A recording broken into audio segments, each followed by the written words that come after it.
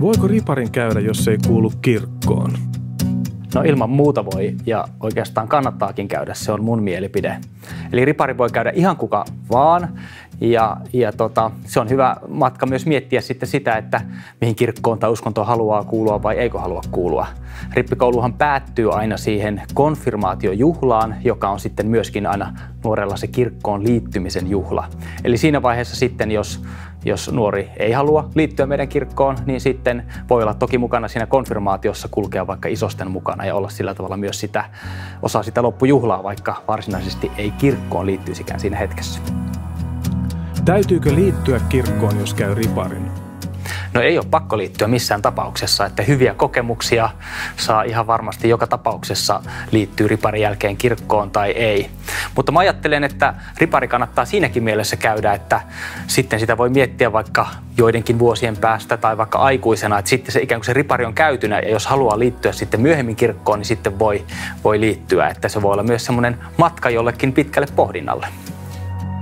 Miten kirkkoon liitytään riparin yhteydessä? Jos joku haluaa liittyä kirkkoon riparin yhteydessä, niin se onnistuu aina. Se on periaatteessa paperihommia ja sitten mukaan tullaan vaan siihen konfirmaatioon. Kun on kyse alaikäisestä, niin siihen tarvitaan aina huoltajien hyväksyntä, mutta se ei tarkoita sitä, että huoltajien pitäisi itse kuulua kirkkoon.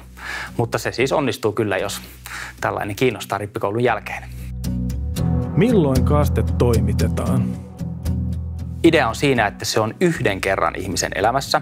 Eli jos lapsi on kastettu silloin lapsena, niin sitten ei rippikoulun yhteydessä tietysti kasteta. Mutta jos nuorta ei ole kastettu aikaisemmin, niin monia nuoria kastetaan sen rippikoulun yhteydessä. Kaste voi olla käytännössä joko ennen sitä leiriä tai päiväriparia siellä leirin aikana tai sitten sen jälkeen, vaikka ihan sinä aamuna juuri ennen konfirmaatiota. Mutta sitä siinä kasteessa kannattaa miettiä, että ketä toivoo, että siellä on paikalla. Koska jos se kaste on siellä leirillä, niin sitten totta kai esimerkiksi vanhemmat eivät välttämättä pysty olemaan paikalla. Mutta jos on ennen tai jälkeen, niin sitten sinne voi kutsua ketä haluaa ja voi pitää vaikka isotkin juhlat, jos haluaa. Tai sitten se kastehetki voi olla ihan sellainen muutaman ihmisen pieni hartaushetki, kastehetki. Kaunein kastetilaisuus.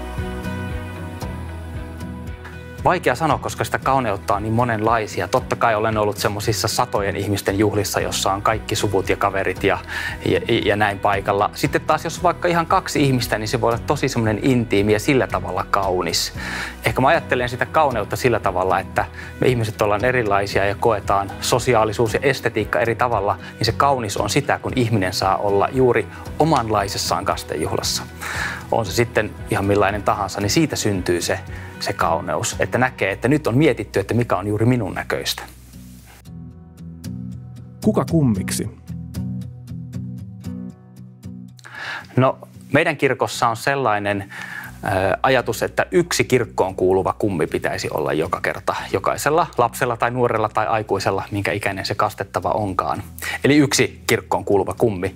Mutta totta kai sitten nuorella ja kaikilla voi olla monia läheisiä, tärkeitä aikuisia, jotka ikään kuin ovat niin kuin niitä kummeja myöskin, mutta eivät virallisesti sitten ole kirkon kummeja, koska he eivät henkilöinä ole siellä kirkon rekisterissä. Pitääkö kummilasta pitää sylissä? Saa pitää. Ei sitä kukaan kiellä. Se jääköön kummin ja nuoren väliseksi pohdinnaksi, että napataanko siitä olkapäälle tai syliin. En ole koskaan nähnyt, mutta en kielläkään.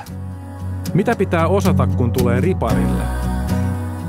No ei oikeastaan yhtään mitään. Sitä vartenhan ripari on, että sinne mennään ja tutustutaan erityisesti kristinuskoon, mutta totta kai kaikkiin muihinkin uskontoihin ja hengellisyyteen ylipäätään. Mutta totta kai sitten, jos kiinnostaa, niin ei siitä koskaan haittaa ole, että ennen riparia vähän pohtii ja miettii, että mitä näistä asioista tiedänkään ja mitä itse ajattelen. Ja esimerkiksi netistä ja somesta löytyy vaikka kuinka paljon sellaisia henkilöitä, jotka kertovat omasta uskostaan, että miksi he vaikka ovat käyneet riparin tai ovat liittyneet kirkkoon tai miksi hengellisyys on heille tärkeää. Niin kyllä ihan suosittelen, että kaikkia kannattaa myös etukäteen katsoa ja sitä kautta voi sitten pikkuhiljaa alkaa rakentamaan sitä, että mikä se on se oma suhde siihen. Seurailemalla muita, niin voi sitten peilata niitä omia ajatuksia ja ehkä löytää omia vastauksia.